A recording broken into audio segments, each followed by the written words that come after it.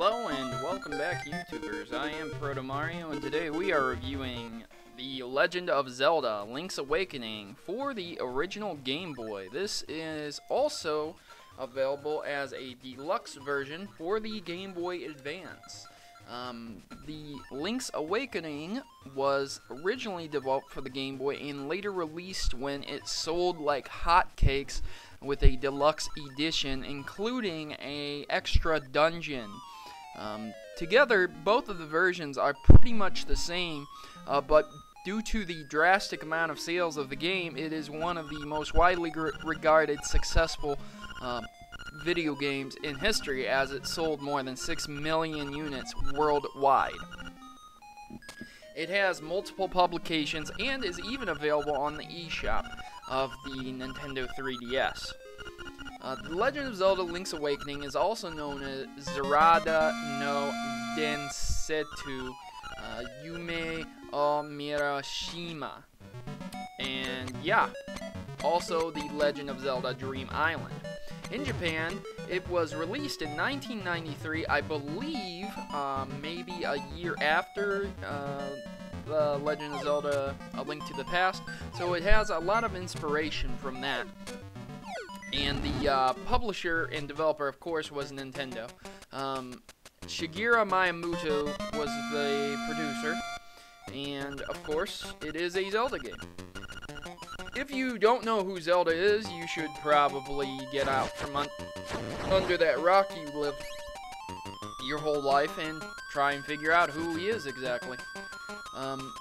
Zelda, the series itself, has a somewhat different timeline than any other video game series that I personally would be able to link it to, because it's very difficult to time the timetables of Link's adventure. Most notably, the easiest way to describe it is it's a different kid every time. So, Legend of Zelda: Link's Awakening is just kind of a side story in the saga. I'm not going to spoil the story for you, but more or less, Link here, the good guy he is, jumps into this land and he has to figure out what's going on. A windfish of sort awaits him, and it's your job to figure out, or to do whatever you need to do. Of course, there are going to be several dungeons to be bested, with many side quests and tons of items to be gotten. A bow and arrow, a boomerang, bombs, magic powder, swords, shields, power bracelets, hook shots, and many more. As you go through this adventure, you will notice that it definitely looks severely like a Link to the Past, which again, I say it has a lot of inspiration that it draws from that. And I really appreciate the art style on this. I've always thought that this was my favorite Zelda game of all time. What you're currently seeing is the original and not the deluxe version. There is very little difference, except that the deluxe version was remapped and recolored in a different shape, way, and form, so that it actually looks like colored instead of simulated color. What you're actually seeing currently is not an emulator, but this is being played on the cartridge for the Game Boy Advance player of my Nintendo GameCube. So let me say this, if you don't have a Game Boy anymore, I would strongly suggest that you don't get the cart and play this on the GameCube with a Game Boy player. I would suggest that you download it for your 3DS, or you go out and buy a $5 Game Boy at a flea market, because the controls are just absolutely atrocious on the GameCube, and my hat's off to Cows Crazy, a LPer on YouTube. If you don't know who Cows Crazy is, you should go check him out. He LP'd this with the GameCube controller. My hat's off to him, because that controller is atrocious. Oh my god, I cannot stand that analog stick. It is so hard to control your guy. So if you're going to get this, I'm telling you right now, you're going to want to pick it up and use the D-pad over the analog stick. But don't get it for the GameCube. Just make sure you go out and get it for something else. Game Boy, 3DS, just something else. So continuing on here, as you're dropped into this island, you wake up with nothing but your clothes on your back. Marin saved you, and of course, there's a chick there that kind of looks like Zelda, and you instantly think, hey, is that Zelda? No, it's not. Obviously, you're on a different island. Anyways, he hands you your shield, and away you go. You're informed that you need to go find yourself a key in these lost woods that look severely like the Lost Woods from the first adventure. They are not, but they simulate it. You can't get past Mr. Raccoon unless you use that magic powder on him that I used earlier.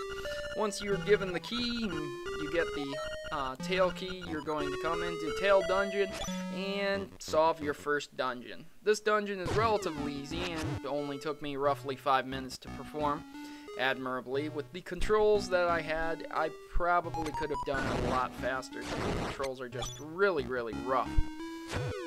After performing the first dungeon and doing everything, you're informed that you're going to be needing to go to the next dungeon, and so on and so forth. That's the pattern. Once you defeat a dungeon, you get a hint to the next dungeon's location and what you're supposed to do. Everything is not straightforward, and there is not an arrow telling you where you need to go at all times. You're going to need to do a little bit of problem solving.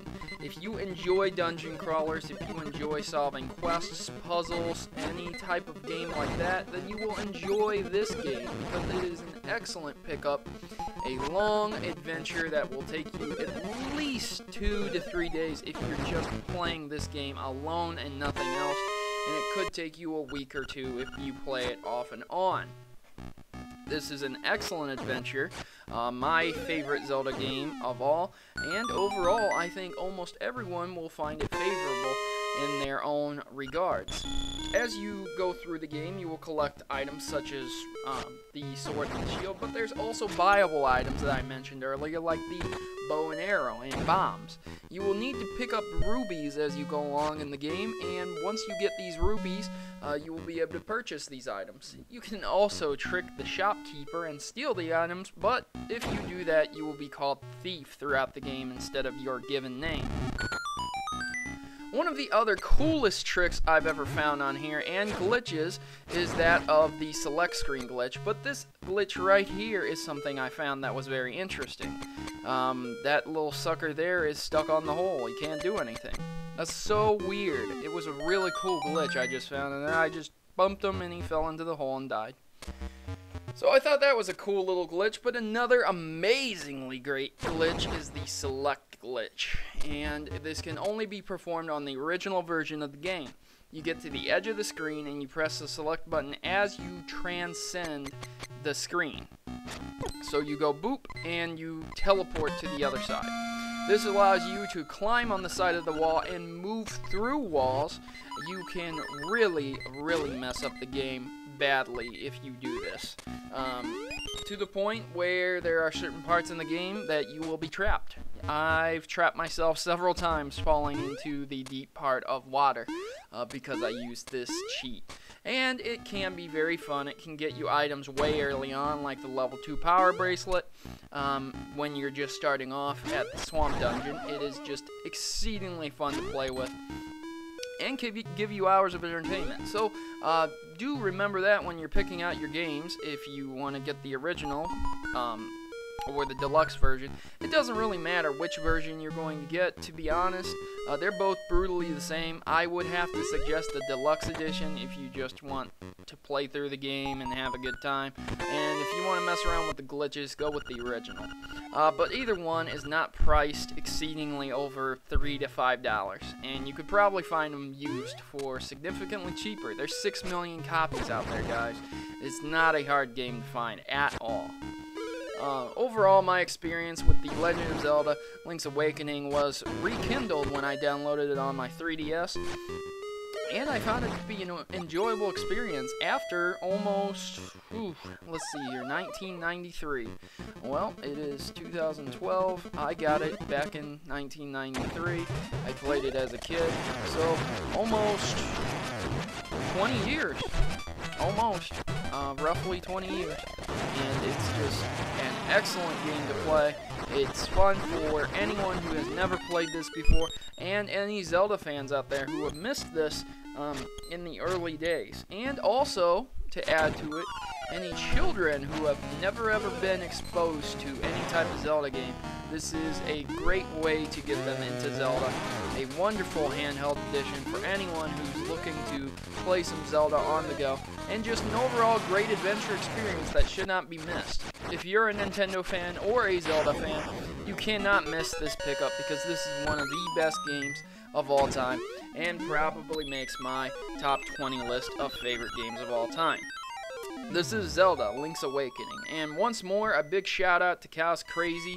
I gotta tell you, he's doing an LP of it. He just finished it, and his video responses will be down below, so check him out if you want to watch how this game unfolds. But if you don't, make sure to go pick it up because you can't miss this pickup at all.